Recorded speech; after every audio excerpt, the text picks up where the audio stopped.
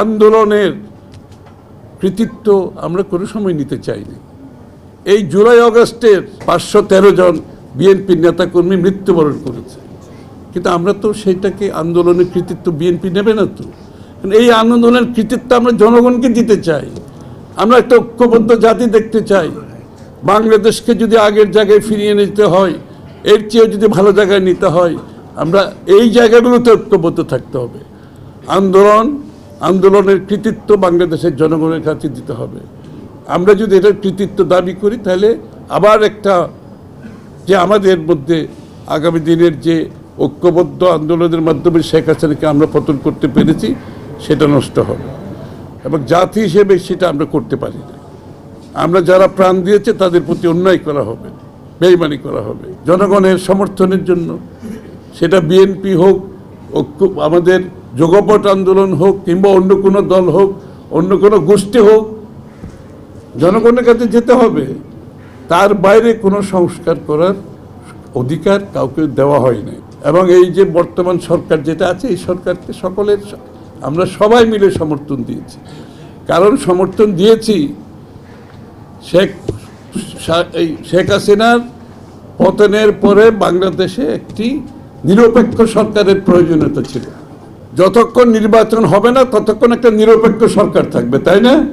হ্যাঁ, সুতরাং সেটা ভেবে আমরা সবাই মিলে একটা নিরপেক্ষ সরকারের জন্য আজকের যারা সরকার আছে তাদেরকে সমর্থন দিয়েছি।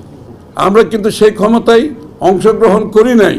বিএনপি তথা অন্যান্য দল আমরা সিদ্ধান্ত নিয়েছি যে আমরা সেই নিরপেক্ষ সরকারে কোনো রাজনৈতিক দলের ভূমিকা রাখার প্রয়োজন নাই।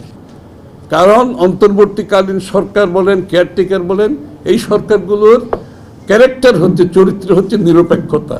সবচেয়ে বড় চরিত্র হচ্ছে এটা। এবং সেই নিরপেক্ষতা রক্ষার জন্য কোনো বিএনপি সহ আমরা রাজনীতিবিদরা সেই সরকারে যোগদান দিই নাই। কারণ আমাদেরকে সরকারে আসতে হলে জনগণের ম্যান্ডেট নিয়ে আসতে হবে, জনগণের ভোট নিয়ে আসতে হবে, এবং সেটা নির্বাচনের মাধ্যমে আসতে হবে।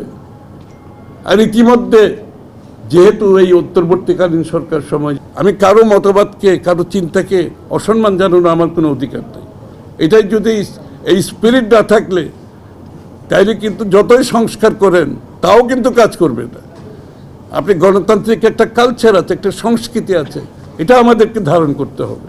বাংলাদেশের মানুষের, জনগণের মালিকানা তাদের কাছে ফিরিয়ে দেওয়া, যেটা বাকশালের মাধ্যমে কেড়ে নেওয়া হয়েছিল, সেই স্বাধীনতা বাংলাদেশের মানুষের, সেই মালিকানা বাংলাদেশের মানুষের কাছে ফিরিয়ে দেওয়া, সেটাই হচ্ছে বহুদলীয় গণতন্ত্রের মূল মন্ত্র, মূল ধারণা।